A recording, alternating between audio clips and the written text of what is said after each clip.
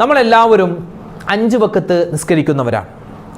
പലരും ചോദിക്കാറുണ്ട്, ഉസ്താദേ, നമസ്കാരത്തിന് ശേഷമുള്ള ദുആ അതിൻ്റെ പ്രത്യേകത എന്താണ്? ഇപ്പോൾ എല്ലാ പള്ളികളിലും ചെന്നാലും നമസ്കാരത്തിന് ശേഷം പ്രത്യേകമായി ദുആരക്കാറുണ്ട്. ഇപ്പോൾ ഓരോ വഖത്തുകൾക്ക് ശേഷമുള്ള ദുആ, ഇപ്പോൾ ളുഹർ നമസ്കാരത്തിന് ശേഷം പ്രത്യേകം പറയൽ സുന്നത്തായ ഒരു ദുആയുണ്ട്. അസ്ർ നമസ്കാരത്തിന് ശേഷമുള്ള ഒരു ദുആ സുന്നത്തായതുണ്ട്. ഇൻഷാ അല്ലാഹ് അത് മറ്റൊരു വീഡിയോ നമ്മൾ പറയും. പക്ഷേ ഇവിടെ നമ്മൾ പറയുന്നത് ഈ നമസ്കാരങ്ങൾക്ക് ശേഷമുള്ള ദുആ അത് അല്ലാഹു വേഗത്തിൽ സ്വീകരിക്കും. പക്ഷേ അവിടെ ഒരു കാര്യം കൂടി നമ്മൾ ശ്രദ്ധിക്കേണ്ടതുണ്ട്. നമസ്കാരത്തിന് ശേഷമുള്ള ദുആ അല്ലാഹു വേഗത്തിൽ ഖബൂൽ ചെയ്യും, അത് ഹദീസാണ്. പക്ഷെ ഒരു കാര്യം കൂടി ചെയ്താൽ ഡബിൾ ആണ്, അല്ലാഹു തആല വേഗത്തിൽ ഖബൂൽ ചെയ്യും. എന്താണ് ആ കാര്യം? കേട്ടാലോ.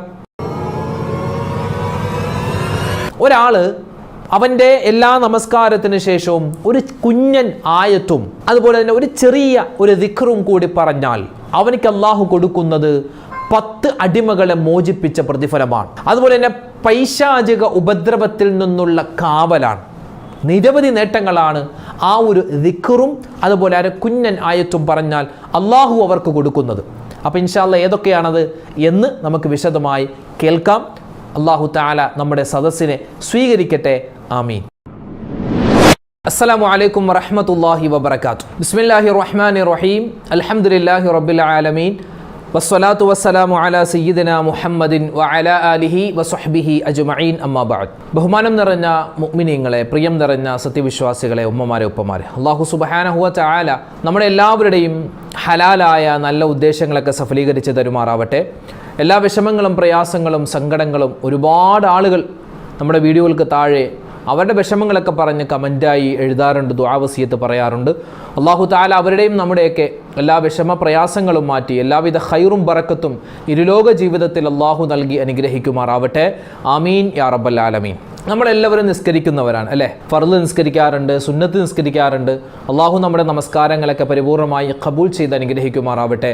ആമീൻ യാ റബ്ബൽ ആലമീൻ. പല ആളുകളും നമസ്കാരത്തിന് ശേഷം, ഇപ്പം നമ്മൾ പള്ളികളിലൊക്കെ കൂട്ടമായിട്ട് ദുആ ചെയ്യാറുണ്ട് അല്ലേ? കൂട്ടമായി നമ്മൾ ദുആരക്കാറുണ്ട്. അപ്പോൾ പല ആളുകളും ചോദിക്കുന്നത്, ഈ നിസ്കാരത്തിന് ശേഷം എന്തിനാണ് ഇങ്ങനെ കൂട്ടപ്രാർത്ഥന, എന്തിനാണ് കൂട്ടമായിട്ട് ദുആ ചെയ്യുന്നത്? നബി സല്ലല്ലാഹു അലൈഹി വസല്ലമ തങ്ങളുടെ കാലത്തുണ്ടോ, അങ്ങനെ ഉണ്ടോ, ഇങ്ങനെ ഉണ്ടോ എന്നൊക്കെ ഒരുപാട് പേര് ചോദിക്കാറുണ്ട്. സത്യത്തിൽ ഈ ചോദിക്കുന്ന ആളുകൾ ഇവർ സ്വന്തമായിട്ട് ദുആരക്കാറില്ല, ഇവർ നിസ്കാരം കഴിഞ്ഞ് എഴുന്നേറ്റ് പോവലാണ്. പക്ഷേ ദുആ ചെയ്യുന്ന ആളുകളെ കൂടി മടിപ്പിക്കാനുള്ള ചില ചോദ്യങ്ങളാണ് പലരും ചോദിക്കുന്നത്. ആദരവായി റസൂലുള്ളാഹി സ്വല്ലല്ലാഹു അലൈഹി വസല്ലമ തങ്ങളുടെ ഒരു ഹദീസിൽ കാണാം, നബി തങ്ങൾ പറയുന്നു, അല്ലാഹു സുബ്ഹാനഹു വ തആല ദുആ പ്രധാനമായും സ്വീകരിക്കുന്ന 2 സമയങ്ങളുണ്ട്. ഒന്നാമത്തെ സമയം അത് ജൗഫുൽ ലൈൽ, അതെപ്പോഴാണ്? തഹജ്ജുദിൻ്റെ സമയമാണ്. ജൗഫുൽ ലൈൽ എന്ന് പറഞ്ഞാൽ രാത്രിയുടെ പകുതിയും കഴിഞ്ഞിട്ടുള്ള സമയമാണ്. ഇപ്പോൾ ഏകദേശം ഒരു 2 മണി 3 മണി 4 മണി ആ ഒരു ടൈം, അതായത് തഹജ്ജുദിൻ്റെ സമയം. ആ സമയത്ത് എഴുന്നേറ്റിട്ട് അള്ളാഹുവിനോട് ദുആരക്കുന്ന, അതുപോലെ തന്നെ നമസ്കരിച്ചിട്ട് അള്ളാഹുവിനോട് എന്തൊക്കെ വിഷമങ്ങളുണ്ടോ സങ്കടങ്ങളുണ്ടോ അതൊക്കെ പറയുന്ന എല്ലാവർക്കും അല്ലാഹു തആല അവരുടെയൊക്കെ ദുആ പടച്ചവൻ സ്വീകരിക്കുമെന്ന് നബി സല്ലല്ലാഹു അലൈഹി വസല്ലമ തങ്ങളുടെ ഹദീസിൽ കാണാം. ഒരു സഹോദരൻ പറഞ്ഞതാണ്, ഉസ്താദ്, ഞാൻ താമസിക്കുന്നത് മുസ്ലിമീങ്ങൾ തിങ്ങിപ്പാർക്കുന്ന ഒരു സ്ഥലത്താണ്. അപ്പോൾ അവിടെ ഞാനിങ്ങനെ തഹജ്ജുദിന് നിസ്കാരത്തിന് വേണ്ടി എഴുന്നേൽക്കുന്ന സമയത്ത് ആരും എഴുന്നേറ്റിട്ടുണ്ടാവില്ല. ഒരുപക്ഷെ സുബഹി ബാങ്ക് വിളിച്ചാലും പലപ്പോഴും പല വീടുകളിൽ നിന്നും ലൈറ്റൊന്നും തെളിയാറില്ല. അവർക്കൊക്കെ ഒന്ന് എഴുന്നേറ്റ് നിസ്കരിച്ചൂടെ എന്നൊരു സഹോദരൻ പറഞ്ഞപ്പോൾ ഞാൻ ആ സമയത്ത് ഓർത്തുപോയത്, മഹാനായ ഒരു സ്വഹാബി, അദ്ദേഹം തൻ്റെ മകനോടൊപ്പം വെളുപ്പിനെ എഴുന്നേറ്റ് തഹജ്ജുദ് നമസ്കാരത്തിന് വേണ്ടി ഇങ്ങനെ വുളു എടുക്കുകയാണ്.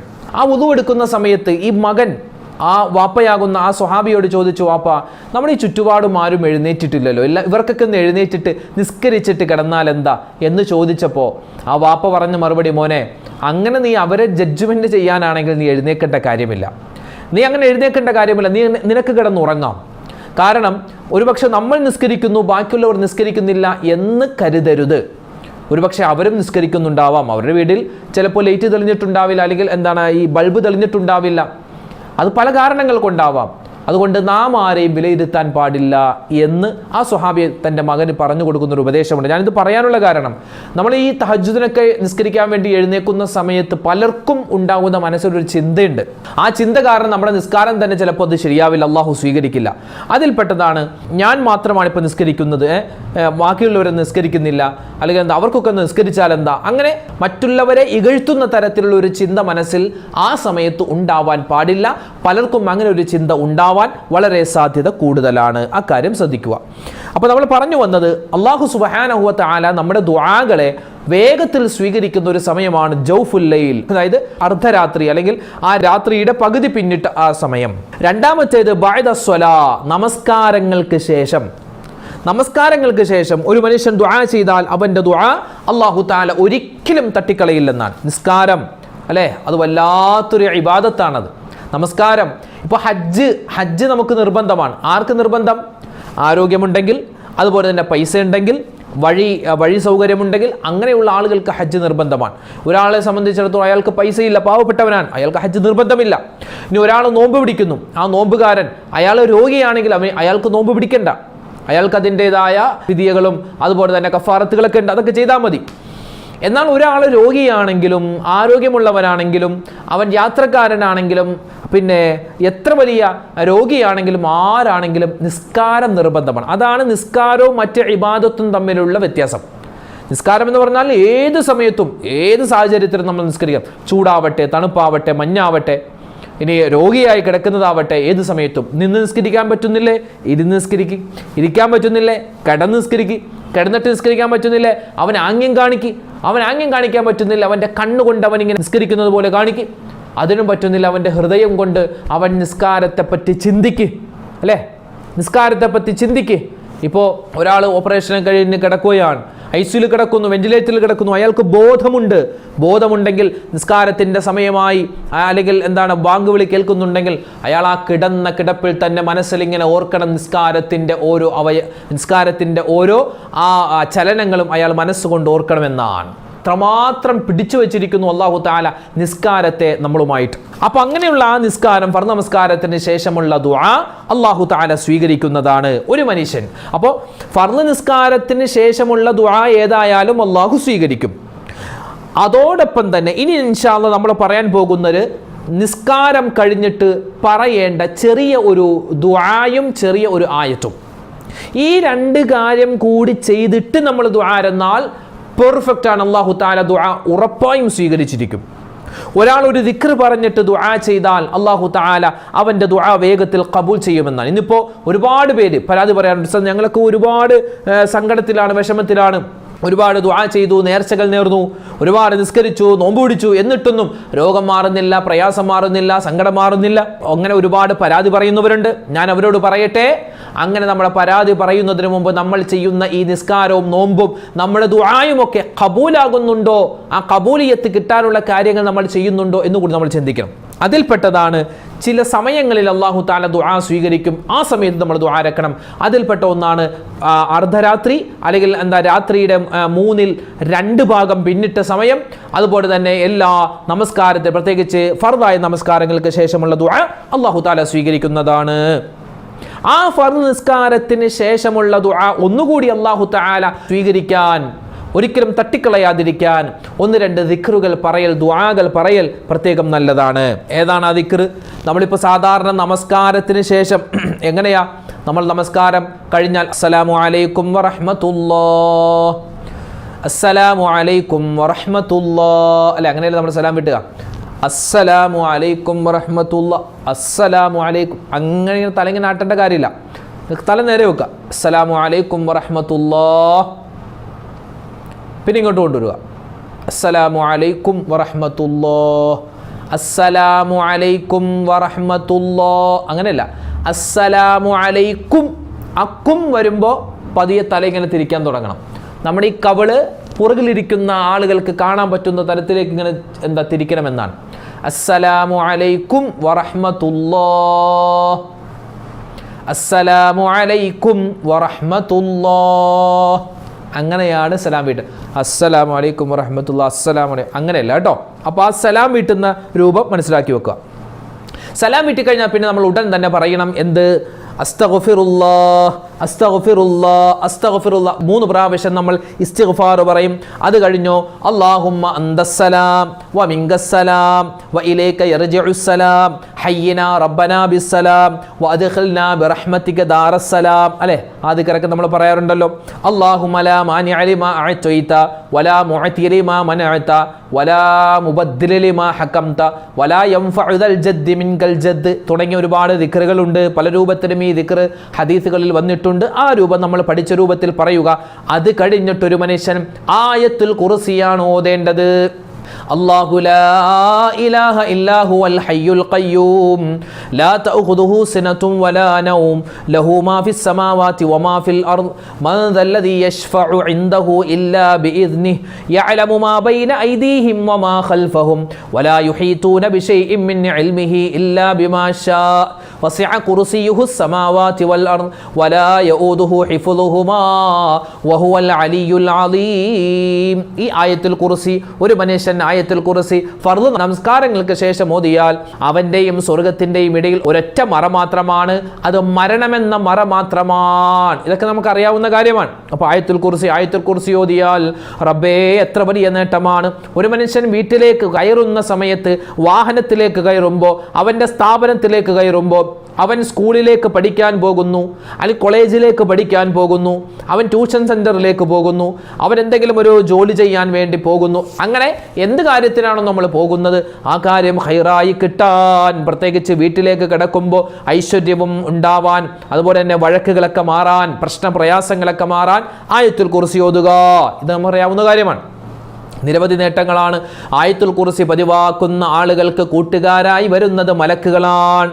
ദുആക്ക് വേഗത്തിൽ അല്ലാഹു ഉത്തരം തരുന്നതാണ്. ആഗ്രഹങ്ങളുടെ സഫലീകരണത്തിന് ആയത്തുൽ കുർസി പതിവാക്കണമേ. തെറ്റുകളൊക്കെ പൊറുക്കപ്പെടാനും ആയത്തുൽ കുർസി പതിവാക്കണമേ. അതുപോലെ ഈമാനോട് കൂടിയുള്ള മരണത്തിനും ആയത്തുൽ കുർസി പതിവാക്കണേ. 5 പ്രധാനപ്പെട്ട വലിയ നേട്ടങ്ങളാണ് ആയത്തുൽ കുർസി ഓതുന്ന ഒരു മനുഷ്യൻ അല്ലാഹു കൊടുക്കുന്നത്. എപ്പോ?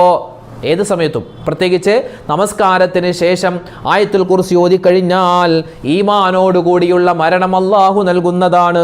അപ്പോൾ നമ്മൾ ഇസ്തിഗ്ഫാർ പറഞ്ഞു, അല്ലാഹു അന്തസ്സലാം എന്ന ദിക്ർ പറഞ്ഞു, പിന്നെ അത് കഴിഞ്ഞിട്ട് അല്ലാഹു ലാ മാനിഅ ലിമാ അഅതൈത എന്ന ദിക്ർ പറഞ്ഞു, പിന്നെ നമ്മൾ പറയുന്നത് ആയത്തുൽ കുർസിയാണ്. ഈ ആയത്തുൽ കുർസിയും കൂടി കഴിഞ്ഞിട്ട് പിന്നെ നമ്മൾ പറയണം എന്ത്? സുബ്ഹാനല്ലാഹ്. എത്ര? 33 പ്രാവശ്യം. അത് കഴിഞ്ഞ് അൽഹംദുലില്ലാഹ് 33 പ്രാവശ്യം. അല്ലാഹു അക്ബർ അതും 33 പ്രാവശ്യം. ഇനി 100 എണ്ണം തികക്കാൻ വേണ്ടി പറയണം എന്ത്? ലാ ഇലാഹ ഇല്ലല്ലാഹു വഹ്ദഹു ലാ ശരീക ലഹു ലഹുൽ മുൽക്കു വലഹുൽ ഹംദു വഹുവ അലാ കുല്ലി ഷൈഇൻ ഖദീർ. മുമ്പ് നമ്മളത് പറഞ്ഞിട്ടുണ്ട്. ഈ ദിക്ർ പറയുമ്പോൾ ഇതിൽ യുഹ്യി വയുമീതു എന്ന് ചേർക്കേണ്ട കാര്യമില്ല. കാരണം ഹദീസിൽ അങ്ങനെ വന്നിട്ടില്ല. ഹദീസിൽ വന്നിട്ടുണ്ട് ഈ യുഹ്യി വയുമീതു എന്ന് ചേർത്തിട്ട് ആ ദിക്ർ വന്നിട്ടുണ്ട്. എപ്പോൾ പറയണം? മഗ്രിബ് നമസ്കാരത്തിന് ശേഷവും സുബ്ഹി നമസ്കാരത്തിന് ശേഷവും ഉടൻ തന്നെ അതേ സ്ഥലത്തിരുന്ന് കാലുകൾ അനക്കാതെ ആ ഇരുത്തത്തിൽ തന്നെ നമ്മുടെ സലാം വീട്ടിൽ ഉടൻ തന്നെ 10 പ്രാവശ്യം ലാ ഇലാഹ ഇല്ലല്ലാഹു വഹ്ദഹു ലാ ശരീക ലഹു ലഹുൽ മുൽക്കു വലഹുൽ ഹംദു യുഹ്യി വയുമീതു വഹുവ അലാ കുല്ലി ഷൈഇൻ ഖദീർ എന്ന് അവിടെയാണ് നമ്മൾ യുഹ്യി വയുമീതു എന്ന് ചേർത്ത് പറയേണ്ടത്. ഇനി അങ്ങനെ പറഞ്ഞാലും കുഴപ്പമില്ല, പക്ഷേ ആ ഒരു രീതി അതാണ്. അപ്പോൾ നമ്മൾ എന്ത് ചെയ്യണം? 100 എണ്ണം തികക്കാൻ ലാ ഇലാഹ ഇല്ലല്ലാഹു വഹ്ദഹു ലാ ശരീക ലഹു ലഹുൽ മുൽക്കു വലഹുൽ ഹംദു വഹുവ അലാ കുല്ലി ഷൈഇൻ ഖദീർ എന്ന് ഒരു മനുഷ്യൻ പറഞ്ഞു കഴിഞ്ഞാൽ നബി സല്ലല്ലാഹു അലൈഹി വസല്ലമ തങ്ങൾ പറയുകയാണ്, നളറല്ലാഹു തആല ലഹു, അല്ലാഹു അവനിലേക്കൊരു നോട്ടം നോക്കും. റഹ്മത്തിൻ, കാരുണ്യത്തിൻ്റെ നോട്ടം അല്ലാഹു നോക്കുന്നതാണ്. മാത്രമല്ല ആ ദിക്ർ പറഞ്ഞതിന് ശേഷം അവൻ എന്താണോ ദുആരക്കുന്നത് അല്ലാഹു ആ ദുആ സ്വീകരിക്കുന്നതാണ്. വീണ്ടും നബി സല്ലല്ലാഹു അലൈഹി വസല്ലമ തങ്ങൾ പറയുന്നു, മൻ ഖാല, ഒരു മനുഷ്യൻ പറഞ്ഞാൽ ലാ ഇലാഹ ഇല്ലല്ലാഹു വഹ്ദഹു ലാ ശരീക ലഹു ലഹുൽ മുൽക്കു വലഹുൽ ഹംദു വഹുവ അലാ കുല്ലി ഷൈഇൻ ഖദീർ. വളരെ ശ്രേഷ്ഠതയുള്ള ഒരു ദിക്റാണ്. എന്ന് പറഞ്ഞേ, ലാ ഇലാഹ ഇല്ലല്ലാഹു വഹ്ദഹു ലാ ശരീക ലഹു ലഹുൽ മുൽക്കു വലഹുൽ ഹംദു വഹുവ അലാ കുല്ലി ഷൈഇൻ ഖദീർ.